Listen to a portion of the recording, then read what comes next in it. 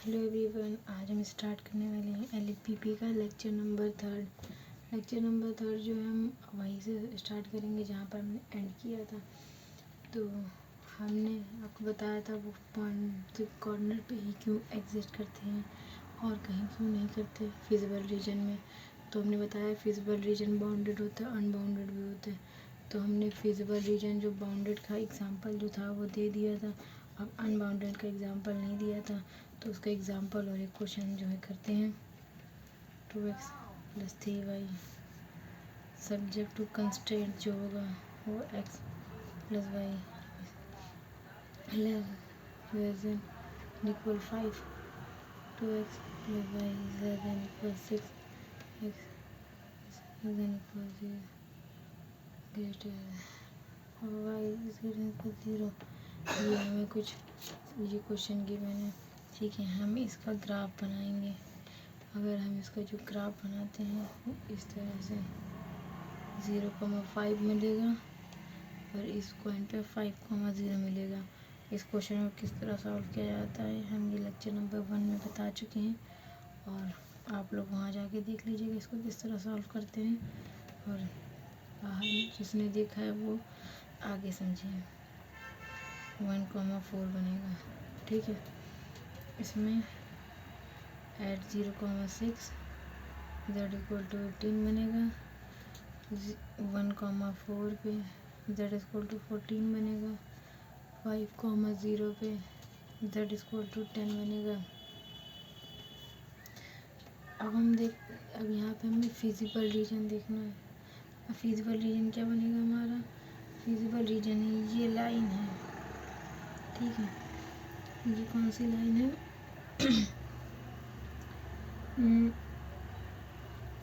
ये लाइन ये वाली है, ठीक है। ये लाइन पे शेडेड रीजन कहाँ पे जाएगा? ये शेडेड रीजन जाएगा, ठीक है। ये शेडेड रीजन और फिर दूसरी लाइन पे ये शेडेड रीजन जाएगा। दोनों का इंटरसेक्शन कहाँ? ये मिल रहा है हमको, ये दूसरे इंटरसेक्शन मिल रहा है हमें ये, ठीक है। तो हमारा ये फिजिबल रीजन बनेगा और ये हम देख रहे हैं कि ये हमारा अनबाउंडेड है। तो ये क्वेश्चन हो गया एक अनबाउंडेड फिजिबल रीजन का। अब रीजन किस तरह फाइंड करते हैं? देखो, अगर पॉजिटिव साइन है तो टूवर्ड्स द ओरिजिन जाएगा, ठीक है। अगर ग्रेटर देन फिर पॉजिटिव है तो अवे फ्रॉम ओरिजिन बनेगा। नेगेटिव है तो अवे फ्रॉम ओरिजिन बनेगा, ओरिजिन बनेगा। Greater than positive towards the origin बनेगा, ठीक है। अनबाउंडेड सॉल्यूशन जो होता है इसकी हमने डेफिनेशन नहीं देखी थी, चाहो तो यहाँ से समझ सकते हो, डेफिनेशन की कोई ज़रूरत नहीं है, ठीक है। और हम जैसे फिजिबल सॉल्यूशन होता है तो एक सॉल्यूशन होता है infeasible solution.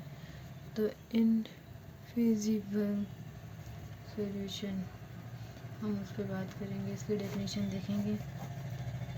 And infeasible solution in an LPP occurs when no solution satisfied।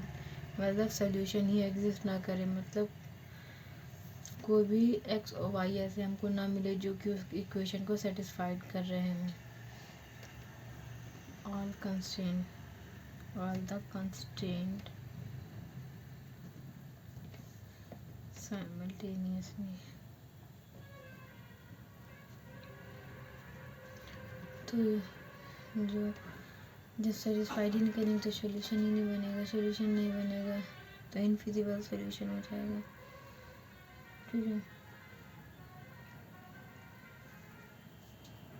और इनफिजिबल सॉल्यूशन जो होता है, नोट पे लिख लीजिएगा, जो मतलब इनफिजिबल जो सॉल्यूशन है वो कभी नहीं होता। जब हम एक साइन देखेंगे, never occur if all constraint are, ये इस टाइप का, अगर ये सिंबल अगर सभी कंस्ट्रेंट अपने पास रखते हैं तो वहाँ पर कभी भी इनफिजिबल सॉल्यूशन नहीं बनेगा। और कभी कभी ऐसा भी हो सकता है कि सिर्फ एक सिंगल पॉइंट ही फिजिबल रीजन हो, जैसे एग्जांपल के तौर पे z = 5x1 + 3x, ये इसको क्या है, मैक्सिमाइज करना है। सब्जेक्ट टू कंस्ट्रेंट क्या है, 3x1 + 5x2 = 15, 5x1 + 2x2 = 10। x1 भी पॉजिटिव है, ग्रेटर देन इक्वल 0, x2 भी ग्रेटर देन इक्वल 0 है। ठीक है, इसका ग्राफ उसी मेथड से बनाएंगे। इसका ग्राफ कुछ इस तरह बनेगा, 0,3, 5,0। मेथड वही है, ग्राफिकल मेथड अच्छे से एक्सप्लेन किया है। अगर आपको वहाँ समझ में ना आया हो तो आप बता दीजिएगा, हम दोबारा उसको एक्सप्लेन कर देंगे। इस पॉइंट में ये पॉइंट जो है ये इस पॉइंट पे कट करेगा और ये हमारा फिजिबल रीजन होगा, सिंगल पॉइंट फिजिबल रीजन। ठीक है,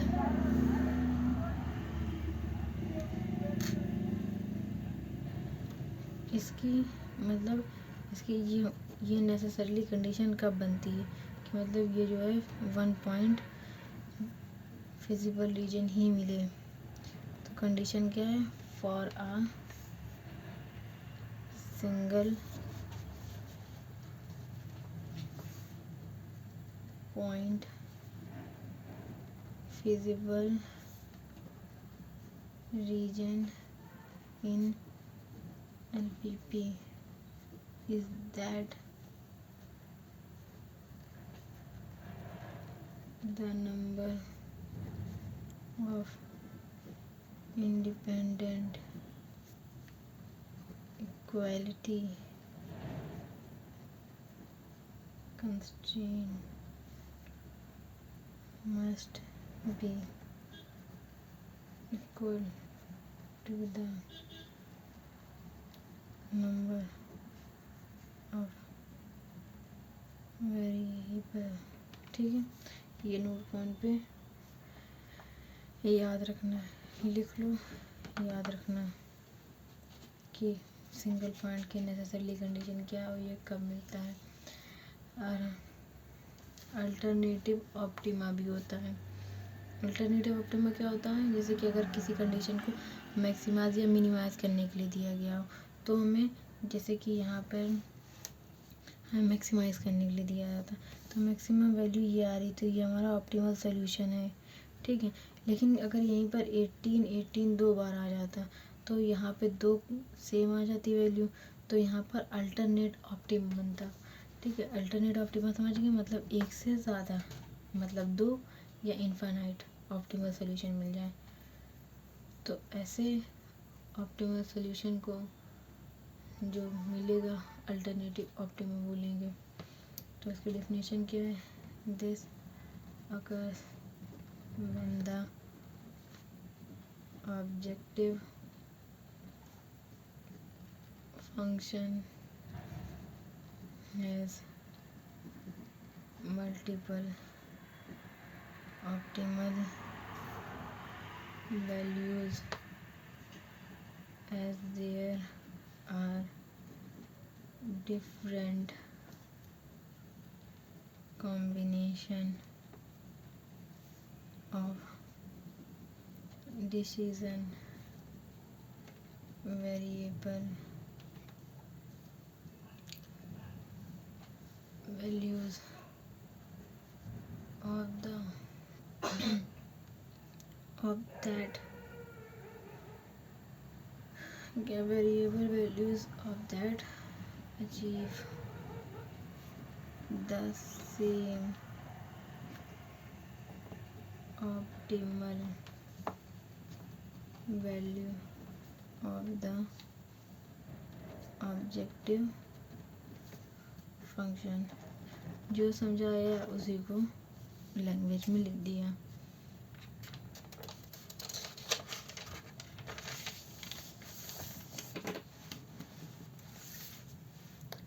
अब बात करते हैं अल्टरनेट ऑप्टिमा कब मिलता है। कंडीशन फॉर अल्टरनेट ऑप्टिमा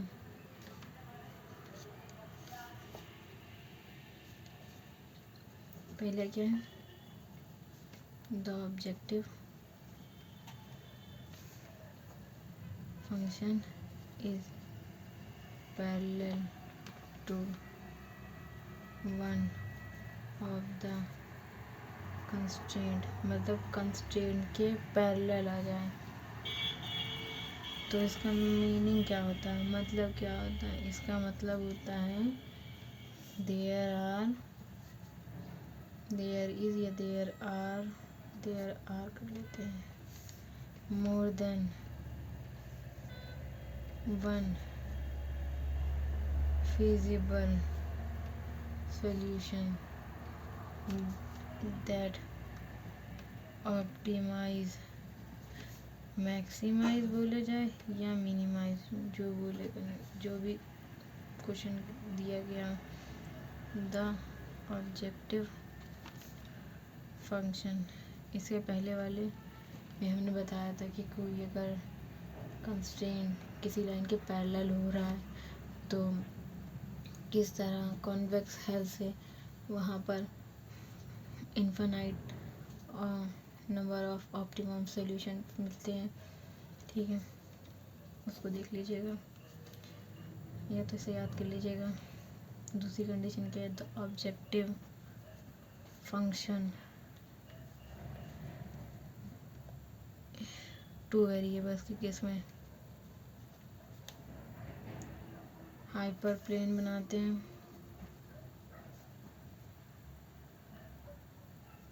नहीं, टू वेरिएबल या हाइपर प्लेन यानी मोर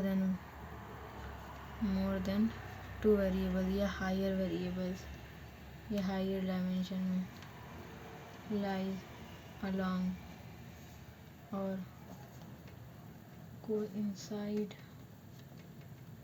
with the feasible region boundary over a line segment or entire area। तो इसे आप लोग समझ गए होंगे और एक एग्जांपल से समझा देते हैं, क्वेश्चन लेते हैं। इसके में क्या करना है, मैक्सिमाइज करना है। z is equal to 3x1 plus 2x2 subject to constraint क्या है, x1 greater than equal 4 less than equal 4 2x2 less than equal 12 3x1 plus 2x2 is greater than equal 18 x1 x2।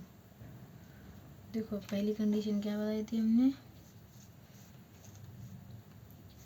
Parallel to one of the constraint there are more feasible solution. इससे पहले देखते हैं chances क्या होते हैं। Necessarily condition more than, equality condition must be equal to the number of variable. बताया था।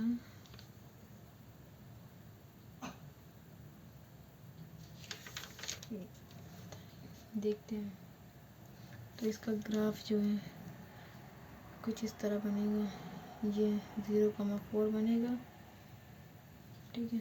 ये x1 है, ये x2 लिया है। इसकी लाइन ये है इसकी लाइन ये बनेगी, ये 6 बनेगी 0,6 पे, और ये जो इसकी लाइन बनेगी ये कुछ इस तरह बनेगी, कुछ इस तरह। ठीक है, तो ये जो पॉइंट निकालेंगे 2,6 आएगा, और ये जो पॉइंट आएगा ये 4,3 आएगा, ये 0,0 तो है ही। ठीक है, और यहाँ पर जो मैक्सिमम वैल्यू हम निकालेंगे, क्वेश्चन सॉल्व करके देखिएगा, आंसर यही आएगा। यहाँ पर 18 आएगा और यहाँ पर भी 18 आएगा। जब x1 की वैल्यू 2 रखो, 3 इंटू 2 प्लस 6, 2 इंटू 6 18, वैसे 4 इंटू 3, 3 इंटू 2 इंटू 3 18 आएगा। ठीक है, अब यहाँ पर देखो दो पॉइंट पर हमें ऑप्टिमम सॉल्यूशन मिले। ऑप्टिमम सॉल्यूशन मिलने का मतलब है मेरे पास दो अल्टरनेट ऑप्टिमा आ गया। जहाँ पर एक ऑप्टिमा है वो तो ठीक, लेकिन जहाँ पर दो ऑप्टिमा आते हैं मतलब यहाँ पर पैरेलल कंस्ट्रेंट लाइन बनेगी। ठीक है, इस तरह से, और यहाँ पर यहाँ से लेके ये यहाँ तक एक लाइन बनेगी, यहाँ से यहाँ तक की इस लाइन में जितने भी पॉइंट होंगे वो सभी ऑप्टिमम सॉल्यूशन देंगे, मतलब इनफाइनाइट नंबर ऑफ सॉल्यूशन हमें यहाँ पर मिलेंगे। ठीक है, जहाँ पर अल्टरनेट ऑप्टिमम मिल जाता है इसका मतलब है वहाँ पर कॉन्वेक्स हेल या convex set, smallest convex set जो होता है वो हमें मिल जाता है, मतलब हमें इनफाइनाइट नंबर ऑफ सॉल्यूशन मिल जाते हैं। अब कुछ नोट लिख लेते हैं। Note, unbounded feasible region can have bounded optimal solution, मतलब अनबाउंडेड फिजिबल रीजन के बाद बाउंडेड ऑप्टिमल सॉल्यूशन हो सकता है। ठीक है, और दूसरा क्या है,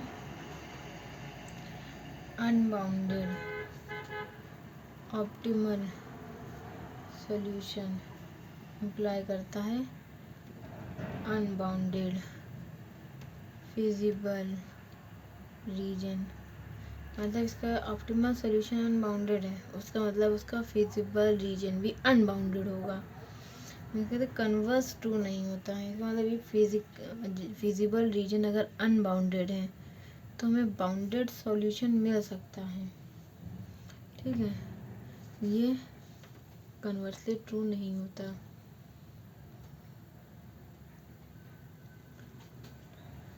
अगर कहीं पे फिजिबल रीजन जो है हमें नहीं मिल रहा है, अगर no feasible region, third point, ये इम्प्लाई कर देगा इनफिजिबल सॉल्यूशन को।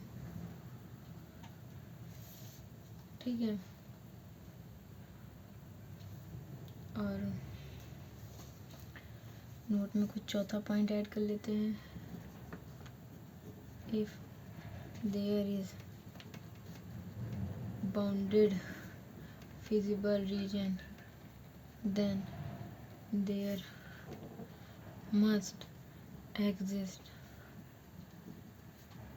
optimal solution and it will exist and on corner point, मतलब अगर कोई बाउंडेड फिजिबल रीजन है इसका मतलब है कि ऑप्टिमल सॉल्यूशन ज़रूर एग्जिस्ट करेगा, और एग्जिस्ट कर रहा है तो उसके कॉर्नर पॉइंट्स पर ही एग्जिस्ट करेगा।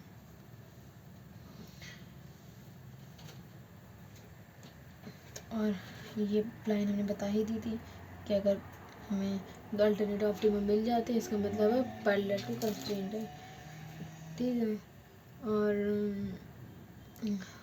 इम्पोर्टेंट पॉइंट लिखते हैं। Important point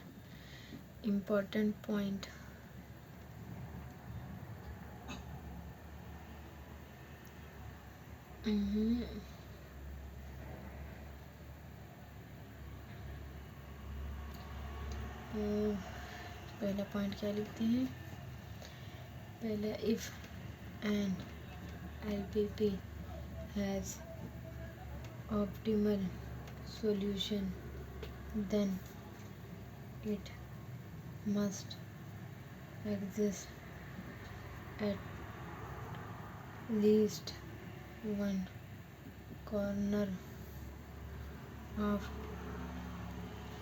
feasible region.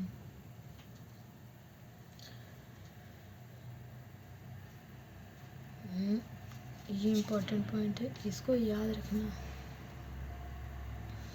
अब हमने यहाँ पर पूरा डिस्कशन कर लिया, अब हम स्टार्ट करेंगे नेक्स्ट वीडियो में। क्या स्टार्ट करेंगे,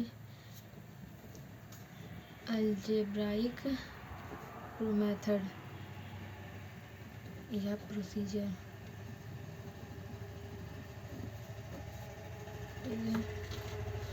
फिर मिलते हैं अगली वीडियो में। Thank you.